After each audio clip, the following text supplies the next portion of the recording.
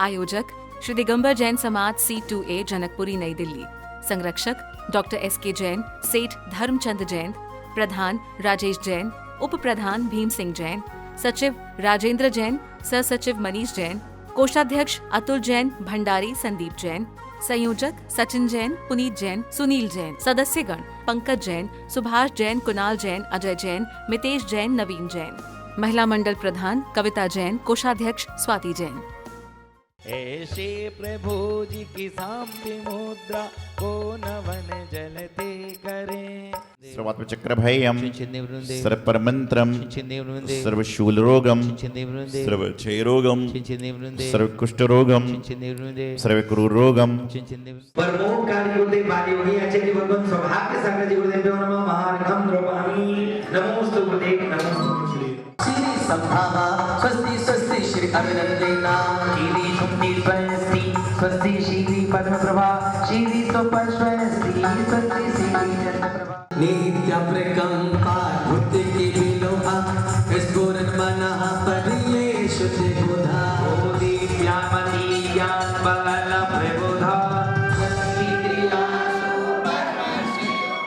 सौभाग्य सागर नाम की ओ बाजी बाजी रे शहनाई सौभाग्य सागर नाम की मेरी ओरी रे चुनरिया आरे नाम की ओ मेरी ओरी रे चुनरिया आरे नाम की।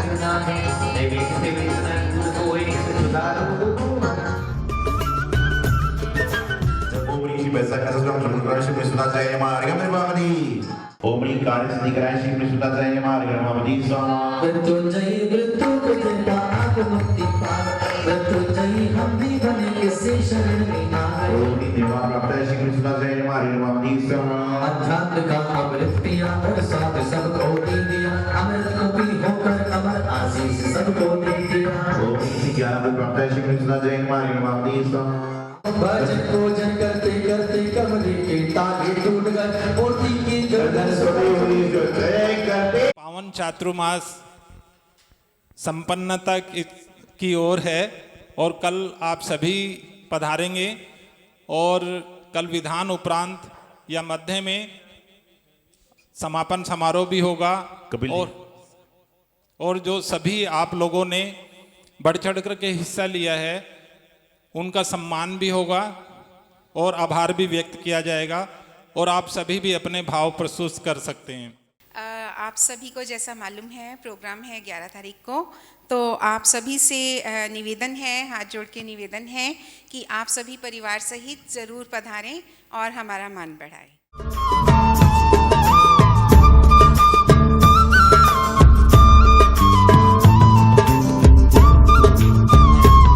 महानुभाव, अभी हम लोग मनुष्य विधान की आराधना में पढ़ रहे थे, गुण के सागर आप हैं, कुछ बूंद भी हमें मिल जाए।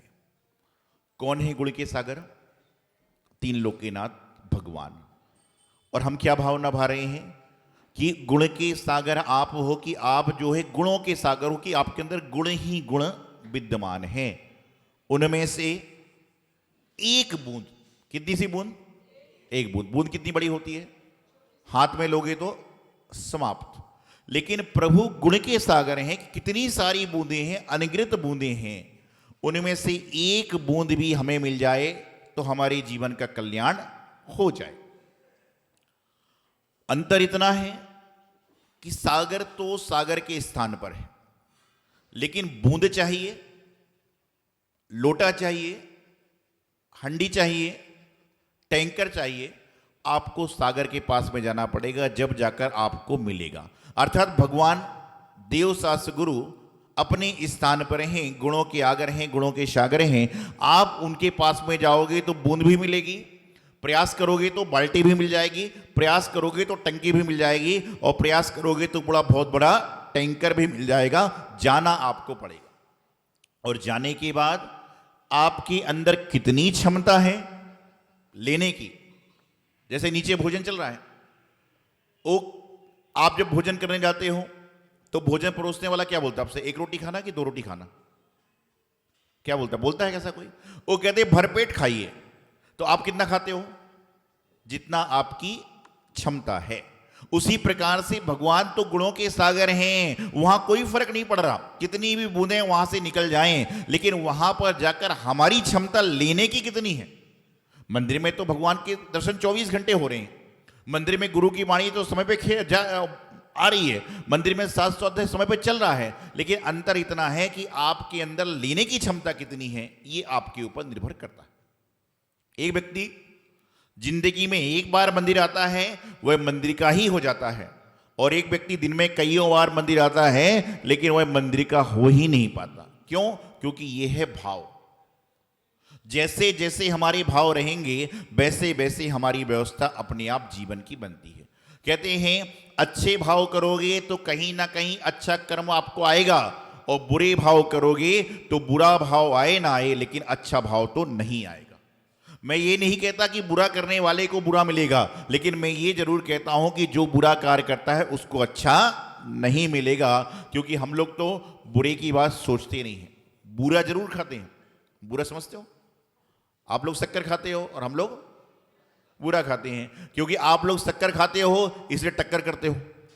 श्रावक शक्कर खाता है इसलिए लोगों से टक्कर करता है, और संत लोग बुरा खाते हैं इसलिए लोगों का बुरा नहीं सोचते हैं। तो शक्कर खाओगे तो टक्कर मिलती है, और बुरा खाते हैं तो बुरे को छोड़कर आगे बढ़ते हैं। तो मैं आपको बताना चाह रहा हूं कि कभी भी अवसर मिले तो उस समय आपको स्वहित के साथ में परहित की बात भी करना चाहिए। आप अपने कल्याण के साथ में मानव जाति का भी कल्याण हो, उसकी बात भी करने का प्रयास करना चाहिए। एक कथा है, मैंने शायद सुनाई भी होगी कभी चौमासे में। एक व्यक्ति बहुत निर्धन था, बहुत गरीब था, और उसकी गरीबी का आलम यह था कि प्रातः काल मिल गया तो संध्या नहीं, और संध्या मिल गया तो अगले दिन नहीं, भिखारी था। और उसी समय उस राज्य के जो राजा थे, उनको मालूम हुआ कि राज्य में बहुत बड़ी आपदा आने वाली है। वह अपने गुरु के पास में गया, गुरु से कहा कि आपदा का निवारण बताएं। देखिए, जो होना है वो तो होगा, उसको तो कोई भी बदल नहीं सकता, लेकिन यह है कि देव शास्त्र गुरु की आशीर्वाद से जो कर्म था आपका कट जाएगा, जो बड़ी बीमारी थी वह छोटे में आ जाए और छोटे में आके निकल जाए। सैनिक राजा को उदाहरण पता है आपको, कौन से नरक का बंद किया था और कौन से नरक में गए? क्यों? क्योंकि जो नरक आयु का बंद किया तो नरक में तो जाना ही पड़ेगा, लेकिन अच्छे कर्म करने से वह नरक की स्थिति कम हो सकती है। अस्पताल में तो जाना पड़ेगा जब गाड़ी से गिरे हो तो, लेकिन यदि आपकी चोट कम लगी है तो अस्पताल से जल्दी आ जाओगे, चोट ज्यादा लगी है तो एडमिट रहोगे, और ज्यादा चोट लगी है तो अस्पताल से लौट कर ना हो सीधा और कुछ हो जाए कारण। तो उन्होंने गुरु के पास गए, कहा कि मेरे राज्य पे ऐसी आपदा आने की संभावना है, बताइए मैं क्या करूं। उन्होंने राजा से कहा, यदि तुम प्रजा की शांति चाहते हो, यदि तुम प्रजा के ऊपर आने वाली, राज्य के ऊपर आने वाली आपदा से दूर होना चाहते हो, विपदा से दूर होना चाहते हो, तो कल प्रातः काल घर से निकलना और जो तुम्हें सबसे पहला भिखारी मिले उससे भीख मांगना।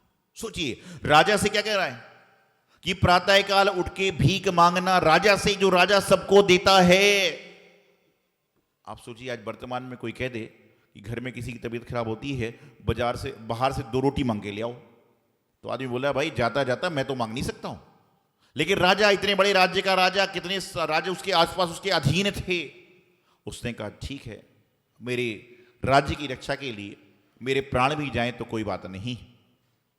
प्रातःकाल राजा तो राजा है, और देखते राजा कोई भी भेष में हो, राजा अलग ही रहता है। तो राजा जब चला तो प्रातःकाल वही भिखारी जिसके पास सुबह है तो शाम को नहीं, शाम को नहीं तो सुबह नहीं। उसको सामने से राजा आता हुआ दिखा। उसने कहा आज तो मेरे बारे न्यारे हो गए कि पहली बोनी में ही राजा। इतना प्रसन्न हुआ कि बोले हो सकता है कि राजा मुझे ऐसा दे दे कि जिंदगी भर मुझे भीख मांगना ही ना पड़े। जैसे ही राजा के पास पहुंचा, उसने हाथ जोड़े। राजा ने उसके हाथ जोड़े। बोले राजन, आप मेरे हाथ क्यों जोड़ रहे हो? राजा ने अपने हाथ फैला लिए। बोले आज मैं देने नहीं बल्कि तुमसे मांगने आया हूं। भिखारी सोचने लगा, हे भगवान, भेजा भी तो कैसे आदमी को कि वह मुझसे ही मांग रहा है। और भिखारी की कभी आदत देने की नहीं होती। कुछ लोग ऐसे होते हैं जिनकी आदत लेने की होती है लेकिन देने की नहीं होती है। और उनको देने का मौका मिल जाए तो जेब से नोट निकल रहे हैं बार बार, लेकिन वो फिर नोट को अंदर डाल सिक्का निकाल के गुल्लक में डालता है। तो देने की आदत नहीं है। जब देने की आदत नहीं होगी तो यही होगा। तो राजा, अब भिखारी अब नहीं देगा तो राजा सामने खड़ा है। उसने अपनी झोली में हाथ डाला और कहते हैं ना, भिखारी जब चलता है तो सिक्के लेके, चावल लेके कुछ ना कुछ चलता जरूर है। झोली में हाथ डाला, मुट्ठी भर के चावल आ गए। भिखारी बोला देना पड़ रहा है, फिर छूट गई। राजा बोले भाई मांग रहा हूं, दे दे। बार बार मुट्ठी भरता है, बार बार छोड़ता है, बार बार मुट्ठी भरता है, बार बार छोड़ता है। पसीना निकल गया ठंड के महीने में। उसने अपने पसीने को पोंछा भिखारी ने, फिर मुट्ठी भरी, फिर मुट्ठी छूट गई। उसने मायाचारी करी कि मैं मुट्ठी भर रहा हूं, जो तेरे किस्मत में आएगा राजा मैं दूंगा। और उसने क्या किया, मुट्ठी भरी, मुट्ठी छोड़ दी, लेकिन पसीने के कारण 3 चावल उसकी मुट्ठी में लगे आ गए और उसने राजा की झोली में डाल दिया और राजा का कार्य हो गया। अब उसको पूरे दिन भर बहुत भीख मिली, लेकिन उसको परेशानी हो रही थी कि मेरे घर से आज 3 चावल चले गए। रोज से ज्यादा उसको भीख मिली, रोज से ज्यादा चावल उसको मिले। घर आया तो पत्नी बड़ी प्रसन्न हुई। बोले आज तो क्या बात है, प्रातःकाल तुम्हारी बोनी किसने कर दी? अरे बोले मत पूछ, आज तो बोनी बिगड़ गई। बोले क्या हुआ? बोले रोज तुम 1 गट्ठा चावल लाते थे, आज तुम 5 गट्ठे चावल लेकर आए हो। बोले मत पूछ, मेरी तो बोनी बिगड़ गई, मेरी स्थिति खराब हो गई। बोले क्या हुआ? बोले आज मुझे 3 चावल के दाने देने पड़ गए। पत्नी बोली अरे 5 गट्ठी एक्स्ट्रा है उसका सुख नहीं है, 3 दाने चले गए उसका दुख चल रहा है। बोले कोई बात नहीं। और सबने क्या किया, चावल को इकट्ठा करना चालू किया। इतने में वो देखते हैं कि जब चावल इकट्ठे कर रहे थे तो 3 चावल चमकते हुए पीले दिखे। उसने उन चावल को निकाला और जैसे ही चावल को निकाला तो पत्नी कहने लगी अरे ये तो सोने जैसे लग रहे हैं। भिखारी कहता तू मूड खराब क्यों कर रही है? पहले के जमाने तू तकार नहीं होता था, ये तो बोलने की भाषा में रहता है। वो कहता है कि क्यों मगज खराब कर रहे हो? बोले ये तो ऐसा हो ही नहीं सकता। बाजू में सुनार था, बोले उससे टेस्ट करा लेते। तो उसके पास में गए तो सुनार बोला भाई ये तो बड़ा कीमती चावल है, हजारों रुपए की कीमत इसकी है। और वह घर आए और दोनों रोने लगे। भिखारी जोर जोर से चिल्लाने लगा, बोले हे भगवान मुझसे पाप हो गया, मुझसे अनर्थ हो गया, मुझसे ऐसा हो गया, मुझसे वैसा हो गया। पत्नी बोले क्या हो गया? अरे बोले देश का राजा मांग रहा था, मुझे तो पूरी झोली दे देना थी। बोले देश का राजा मांग रहा था, मुझे तो पूरी की पूरी झोली देना थी। क्यों देना थी? क्योंकि 3 दाने गलती से चले गए तो उसके बदले में 3 दाने सोने के आए, और पूरी झोली भर के जाती तो पूरी झोली भर के सोने के आते, तो उसका लालच बढ़ गया, पहले देने तैयार नहीं था। तो ध्यान रखना, जाने अनजाने में दिया गया भी द्रव्य आपको लौट कर कहीं ना कहीं बड़े रूप में आ करता है। तो जिस व्यक्ति कहने का गुण के सागर आप हो कि जैसा आप देते हो वैसा ही यहां पर आता है। मैं ये तो नहीं कहता कि पंचम काल में मंदिर में आप श्रीफल चढ़ाओगे तो सोने का श्रीफल घर में आएगा, लेकिन इतना जरूर कहता हूं कि पंचम काल में यदि अच्छे चावल आप मंदिर में चढ़ाओगे, अच्छी द्रव्य मंदिर में चढ़ाओगे, तो आपके घर की जो थाली का भोजन होगा वह भी सुगंधित होगा। इतना मैं जरूर दावे से कहता हूं कि यहां अच्छे सुगंधित पुष्प चढ़ाइए और घर में जाकर सुगंधित आपको भोजन खाने को मिलेगा। चढ़ाइए तो जैसा हम घर में चढ़ाते हैं उससे अच्छा हमें मंदिर में चढ़ाने का प्रयास करना चाहिए। लेकिन आज जब लोग पंसारी की दुकान पर जाते हैं, पंसारी समझते हो, किराने की दुकान पर जाते हैं, वहां पर जाकर कहते हैं भाई चावल देना, वो बोलता है कितने किलो दे दूं? वो कहता है 500 ग्राम देना मंदिर वाले और 5 किलो खाने वाले। अब जब आप मंदिर वाले चावल कोई जैनी सेठ मांगे किसी से तो क्या सोचेगा, मंदिर में तो अच्छा चढ़ाएगा। तो उसने क्या किया, राजमती, राजभोग, क्या क्या जो चावल होते हैं ना, बासमती आदि, लाल चावल क्या होते हैं, उससे 500 ग्राम वो तोल दिए और जनरल 5 किलो तोल दिया। अरे बोले उल्टा कर दिया, बोले खाने वाले तो बासमती राजभोग होना चाहिए, और बोले चढ़ाने वाले, वो बोले जो टुकड़ी है ना वो तो बाद में मंदिर में टुकड़े तो है। ध्यान रखना, जैसा जैसा आप करते हो वैसा वैसा ही लौट कर आता है। पहले तो कहते थे कि आज कर्म करोगे फल अगले जन्म में मिलेगा, लेकिन आज कहते हैं कि पिछले जन्म का फल और वर्तमान का फल इसी जन्म में मिलता है। अच्छी तरह से कार्य करें। और जो बात कही कि गुण के सागर आप हो, एक बूंद मिल जाए, कि प्रभु तो गुण के सागर हैं, सागर में, समुद्र में पानी बहुत बड़ा है, अंतर है कि आप कितना ले सकते हो, आप कितना ग्रहण कर सकते हो। गुरु तो एक व्यक्ति हो चाहे 1000 व्यक्ति हो, उनको सुना रहे हैं, लेकिन हमारे सुनने की भावना कैसी है, हमारी सुनने की क्षमता कैसी है, वह आपके ऊपर निर्भर करती है। तो पुनश्च कुछ दिन का भ्रमण करके आज जनकपुरी आए और वापिस ऐसा लग रहा है जैसे चौमासे में आराधना चलती थी, वैसी की वैसी आराधना आज पुनश्च यहाँ पर चल रही है। अंतर कुछ लग ही नहीं रहा कि जैसा चतुर्मास चल रहा था वैसे ही सारे कार्य यहाँ पर संपन्न हो रहे हैं। तो यहाँ पर निश्चित रूप से आज शनि ग्रह अष्टमारक श्री मुनीश्वरनाथ भगवान की आपने आराधना करी। कल यहाँ पर मनोकामना सिद्धि विधान की आराधना करेंगे। चतुर्मास के जो विशेष कार्य करता है, मंगल ग्रह स्थापन करता है, उन सभी का समिति आथर सत्कार आदि करेगी और सारे के सारे काम को संपन्न करेंगे।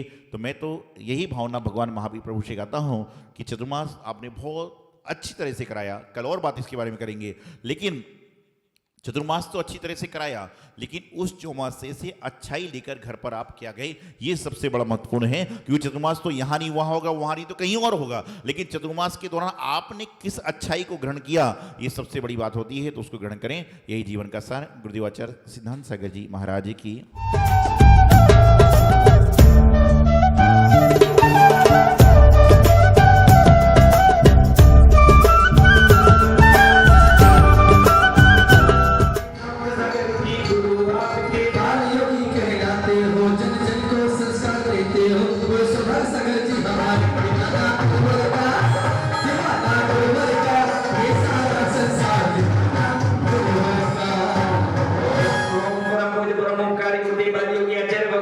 सौभाग्य सागर जी गुरुदेव